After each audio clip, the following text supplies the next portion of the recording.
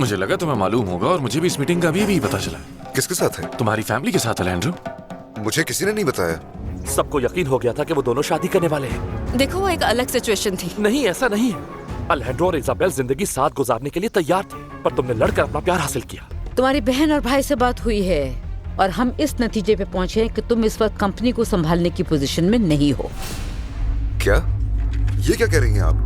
जिस तरह के फैसले तुम अपनी पर्सनल लाइफ में कर रहे हो, उससे जाहिर होता है कि तुम कुछ ठीक से नहीं कर पा रहे। तुमने जो उसके साथ किया उसके बाद कुछ नहीं। हाँ पता है, लेकिन मैं सब कुछ बता चुकी हूँ अलैंड्रो को कि जो किया सोफिया की ही भलाई के लिए किया और अब उसे हमारी जरूरत है। क्या वाकई? आप लोग सारा दिन बैठकर बस तमाशा देखते रहे और मैं ऑफिस में बैठकर अपना खून जलाता रहूं। तुम मोहम्मद हमसे इस लहजे में बात नहीं कर सकते, समझे? मैं जैसे चाहूं वैसे बात करूंगा। देखता हूं कौन रोकता है मुझे। चुप हो जाओ।